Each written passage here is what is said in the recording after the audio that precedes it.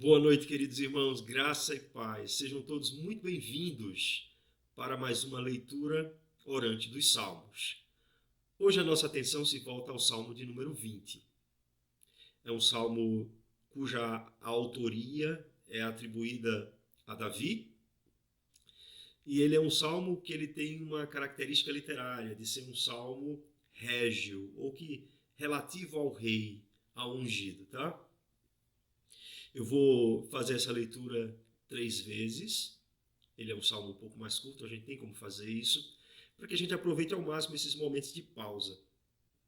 Eu vou só trazer mais uma vez o motivo dessas pausas para aquelas pessoas que não têm acompanhado a leitura orante de uma forma recorrente. As pausas elas servem para que você mesmo, individualmente, possa ler o texto junto comigo. E naquele momento em que algo do texto lhe chamar a atenção, na pausa você pode meditar sobre isso. Você pode refletir sobre isso. E à medida que a gente vai fazendo outras pausas, pode refletir sobre outra coisa, ou até mesmo sobre a mesma coisa, ou até mesmo sobre o tema do Salmo, um tema mais amplo que você encontre aí no Salmo, tá? Então, por favor, aproveite ao máximo esse momento. Crie, na verdade, na rotina diária, momentos para que você possa fazer a leitura orante dos Salmos. Talvez até com a família mesmo. Eu tenho certeza que isso vai ser um processo abençoador na vida de vocês, tá? Mas vamos lá, né? Não vamos nos delongar. Convido você a abrir a sua Bíblia aí comigo, no Salmo de número 20. E aí, assim, as nossas versões vão ter esse tema, oração a favor do rei, tá? Oração a favor do rei. Ao mestre de canto, Salmo de Davi, o Senhor te responda no dia da tribulação. O nome do Deus de Jacó te eleve em segurança.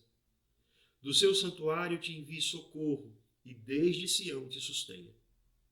Lembre-se de todas as tuas ofertas de manjares, e aceite os teus holocaustos. Conceda-te segundo o teu coração, e realize todos os teus desígnios.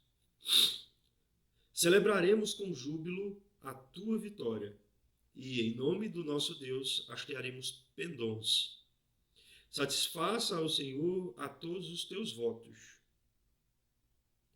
Agora sei que o Senhor salva o seu ungido.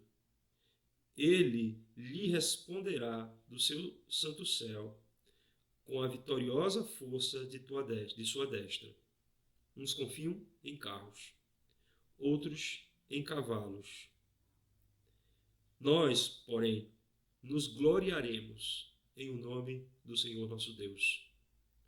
Eles se encurvam e caem. Nós, porém, nos levantamos e nos mantemos de pé. Ó Senhor, dá vitória ao Rei. Responde-nos quando clamarmos.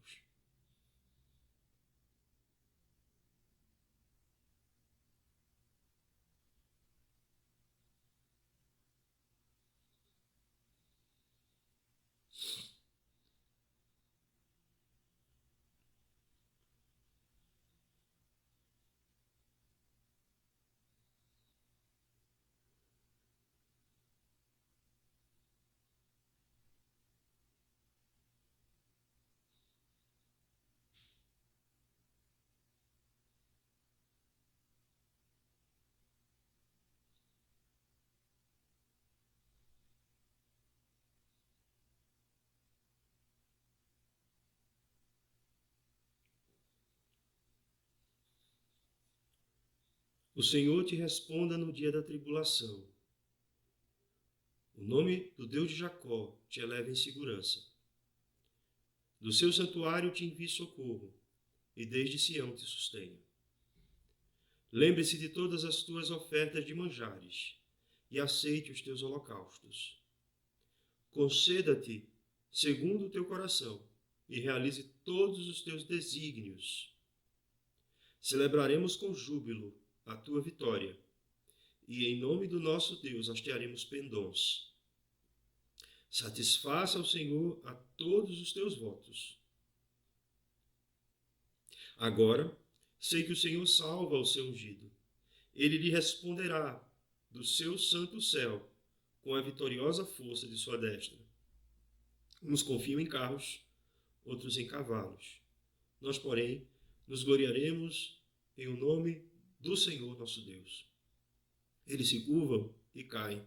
Nós, porém, nos levantamos e nos mantemos de pé. Ó Senhor, dá vitória ao Rei. Responde-nos quando clamarmos.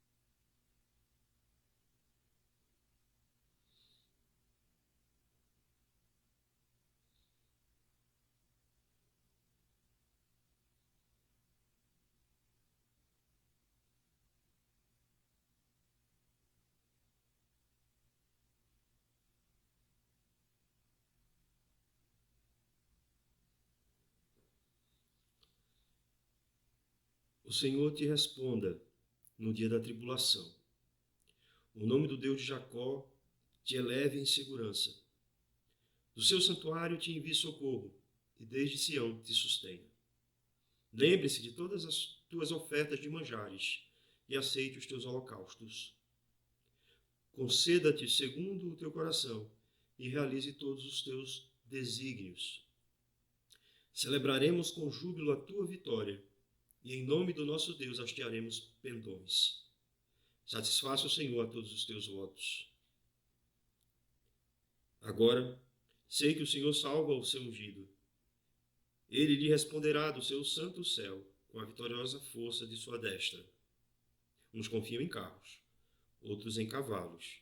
Nós, porém, nos gloriaremos em o nome do Senhor nosso Deus. Eles se encurvam e caem. Nós, porém, nos levantamos e nos mantemos de pé. Ó Senhor, dá vitória ao Rei.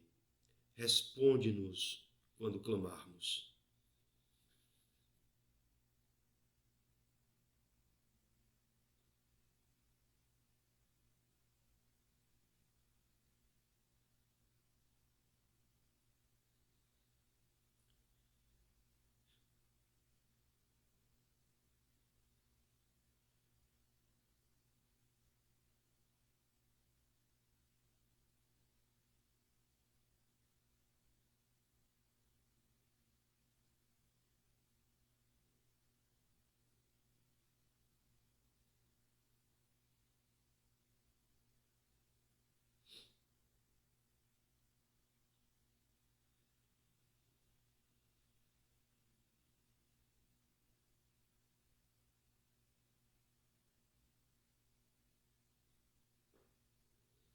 Amém.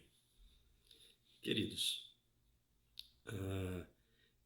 os povos da época em que esse salmo aqui foi composto eram povos que eles tinham as suas divindades. Eles tinham aqueles que eles acreditavam ser os seus deuses, que, embora falsos, eles punham a sua fé.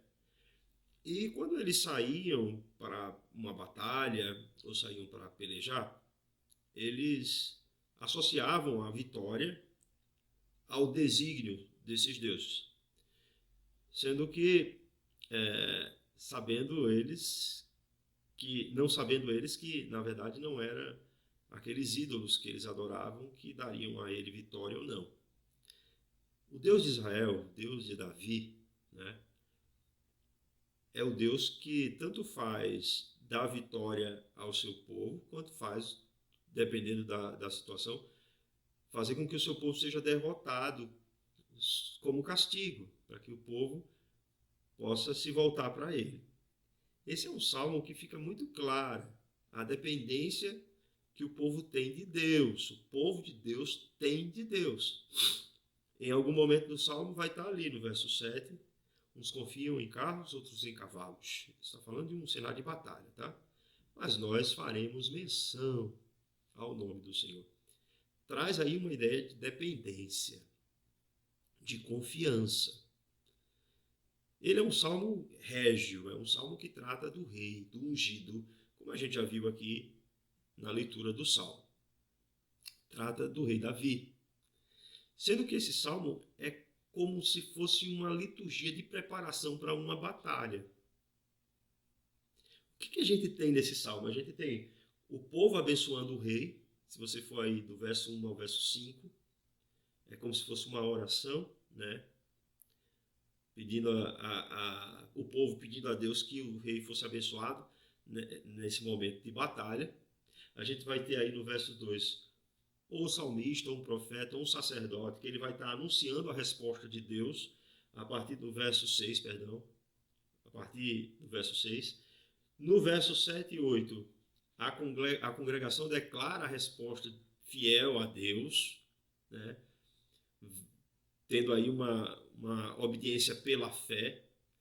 E por que a obediência pela fé? Porque essas coisas, a batalha ainda não aconteceu, mas o povo está ali exercitando a sua fé, crendo na vitória que Deus concederá.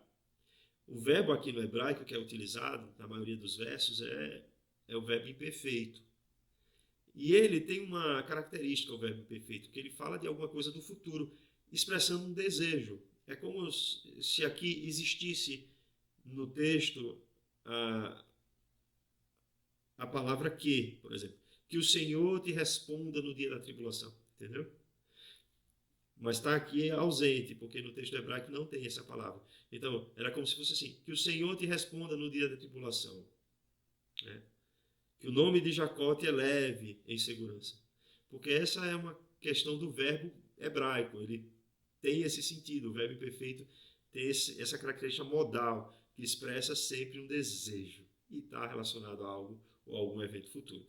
E no final a gente tem a congregação orando pelo rei, né? Então essa é a estrutura desse salmo. O que é que a gente tem aqui? Só para a gente fazer aí uma síntese. É um salmo que era cantado em uma liturgia preparatória de uma batalha. E a gente tem essas características todas que eu já abordei aqui. Mas é um salmo que o coração dele está justamente nesse verso, né? Uns confiam em carros, outros em cavalos. Mas nós faremos menção, porém nós faremos menção do nome do Senhor. O que ele está trazendo com isso? Está trazendo a ideia de dependência de Deus, como eu já mencionei. Irmãos, fazendo aí essa reflexão sobre esse tema mais amplo da dependência de Deus. Será que nós, né, crentes em Cristo Jesus, temos exercitado a nossa dependência de Deus? Será que nós, assim, estamos muito ansiosos com as coisas desse mundo, a ponto de esquecermos que todas elas dependem de Deus? Que a nossa vida depende de Deus? Que o nosso trabalho depende de Deus? Que a nossa saúde depende de Deus? Será que a gente tem essa noção? Será que a gente toma consciência disso ao longo do dia? Ou simplesmente a gente funciona automaticamente fazendo as coisas e parece que Deus não está presente, parece que Deus não está dirigindo as nossas vidas, parece que Deus não está nem aí para nós. Pelo menos na prática, é como se nós nos comportássemos assim. Esse salmo nos faz observar claramente que o povo de Deus aqui confiava e depositava sua dependência em Deus numa ocasião importante, que era a guerra, que eram as batalhas. A gente não vive nesse contexto naturalmente atual, né? Não é um contexto de guerra, a gente vive, entre aspas, né, uma situação de paz em nosso país, pelo menos até aqui.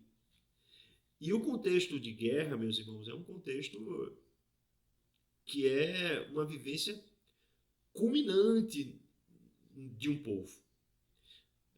A partir daquela guerra, todo um cenário muda. Todo um cenário muda. O povo que saía derrotado da guerra, por exemplo, eles saíam como escravos, se não mortos, mas saíam como escravos do povo que havia subjugado.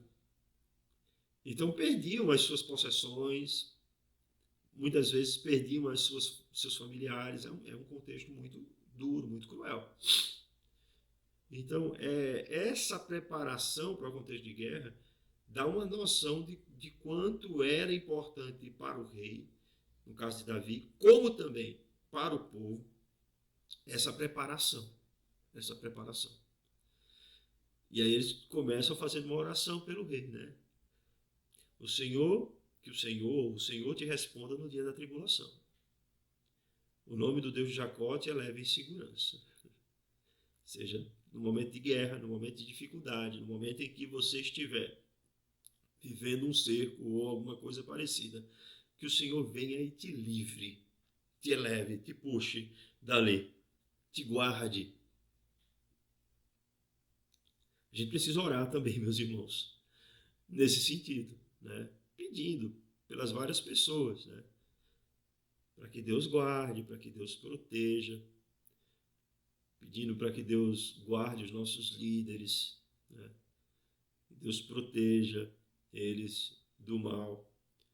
Mas nesse sentido aqui, assim, o rei era o soberano daquele povo, de modo que se o rei fosse morto, né, todo o povo padeceria, né? A gente vive num sistema político, de governo que é bem diferente, mas há também uma importância bíblica de orarmos pelos nossos líderes, pelos nossos governantes, quer gostemos deles ou não, né? A gente precisa orar. E aí ele faz uma referência a Davi como um salvo, né, como um crente.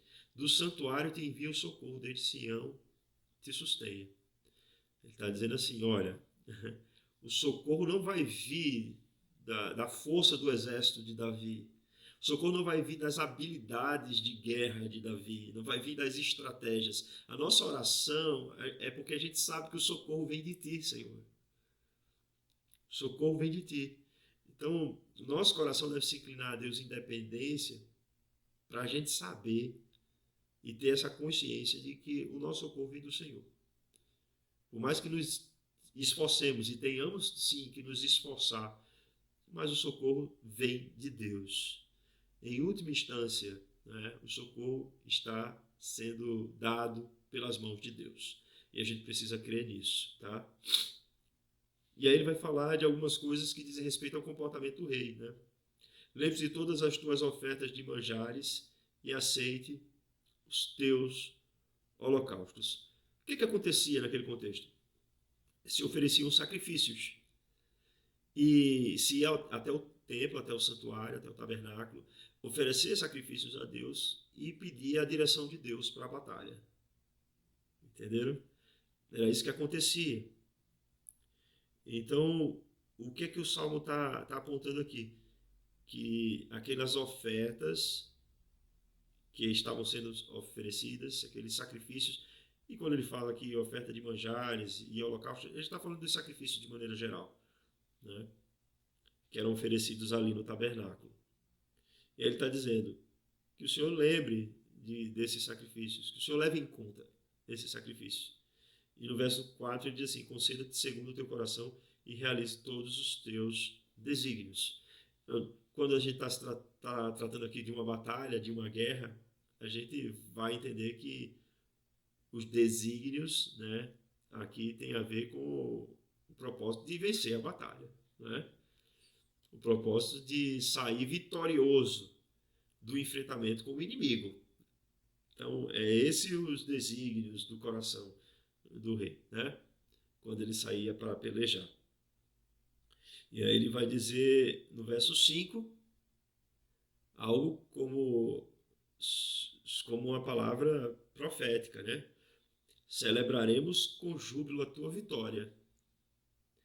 E o nome do nosso Deus, e em nome do nosso Deus hastearemos pendões. Satisfaça ao Senhor todos os teus votos. Então estava oferecendo sacrifícios, estava voltando a Deus, estava prestes a ir para uma batalha, e a oração do povo é que Deus dê vitória a Davi.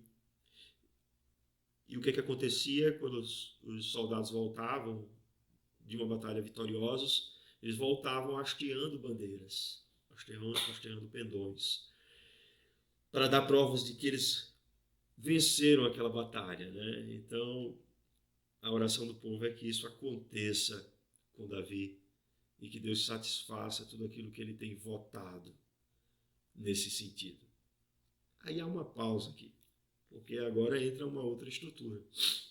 Há quem diga que essas palavras aqui no verso 6, que são atribuídas ao salmista, né, podem ser também palavras de um sacerdote, né, ou até mesmo de um profeta, que eram pronunciadas nesse momento da liturgia.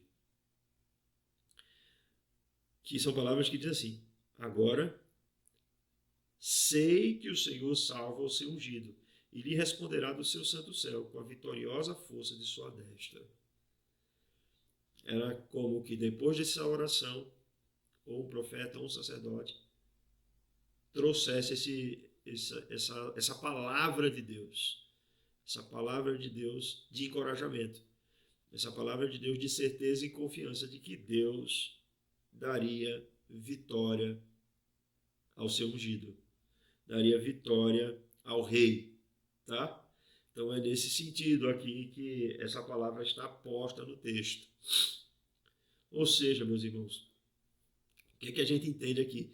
Que a oração do povo de Deus é respondida prontamente por Deus, não é?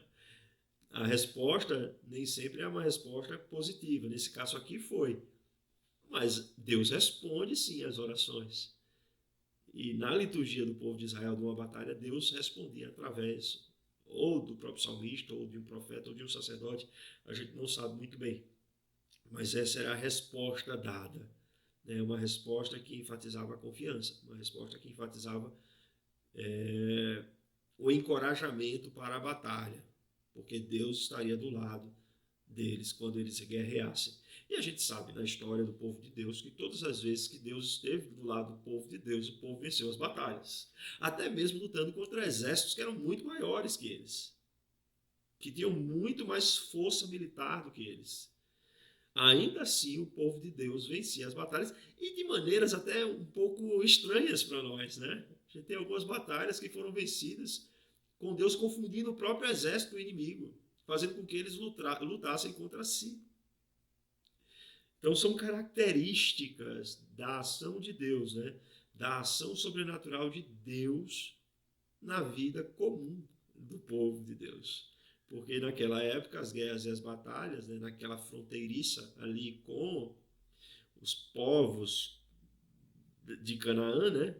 Que tinham povos pagãos ali, inclusive os filisteus, os heteus, os gigazeus, etc., que lutavam contra o povo de Israel. E aí entra o verso que é o coração desse salmo. Uns confiam em carros, outros em cavalos. Nós, porém, nos gloriaremos em o nome do Senhor, nosso Deus. Uns confiam em carros, outros em cavalos. Nós, porém, nos gloriaremos em o nome do Senhor, nosso Deus. A palavra aqui, confiam, meus irmãos, ela não está no texto em hebraico, mas ela é subentendida. Porque ficaria estranho dizer assim, uns em carros, outros em cavalos, né? Então essa palavra, mesmo não estando no original, mas ela expressa a ideia de que algumas pessoas dependem de um aparato militar. Eles creem que é a força militar deles, alguns desses povos, que vai dar a vitória. E não necessariamente é assim. É isso que a congregação declara, né? Como resposta fiel à palavra que foi ali trazida pelo sacerdote, pelo profeta, pelo salmista. Está dizendo assim, olha, diferente desses povos que confiam na força do próprio braço, na força dos seus exércitos, nós não somos esse tipo de pessoas. Nós confiaremos, na verdade, no nosso Deus. Confiaremos na força do nosso Deus. Confiaremos na vitória do nosso Deus. Então, assim, dependeremos de Deus. Isso faz toda a diferença, meus irmãos. É por isso que esse é o coração desse salmo. Isso faz toda a diferença. Confiar em Deus e não confiar, né? Eu diria, talvez, senão o principal dilema de toda a vida humana é confiar ou não confiar em Deus. Às vezes, assim, pessoas que são muito mais racionais, elas criam uma barreira que não existe. Elas criam uma ideia de que fé é algo que se contrapõe à razão. Mas quando a gente lê a palavra de Deus, a gente não vai ver isso. A gente não vai ver a fé se contrapondo à razão, a fé se contrapondo à lógica, né? Mas a fé, ela tem uma lógica que é maior, ela é transcendente, porque é a lógica da confiança em Deus. Não é que isso não seja uma lógica, isso é uma lógica sim, mas é uma lógica que muitas vezes na razão pura humana, naquilo que é mais comum do ser humano, ela parece não se aplicar, mas ela se aplica sim. Então a gente crer em Deus, se colocar na dependência de Deus, basear as nossas ações e comportamentos naquilo que Deus coloca como sua vontade para a nossa vida, é isso que a gente chama de obediência pela fé. Né? A obediência pela fé. A gente vê isso em todos os chamados de Deus. Né? O exemplo mais claro é o do pai da fé, né? É o de Abraão. A Bíblia diz que Abraão creu e isso lhe foi imputado por justiça. Qual foi o chamado de Deus a Abraão, lá em Gênesis 12? Sai da tua terra, da tua parentela, né? E eu te mostrarei uma terra que eu vou te dar. Vejam só, meus irmãos, Abraão creu em algo que ainda não era realizado, mas ele creu. Ele saiu da terra, ele obedeceu, quer dizer, ele saiu da terra.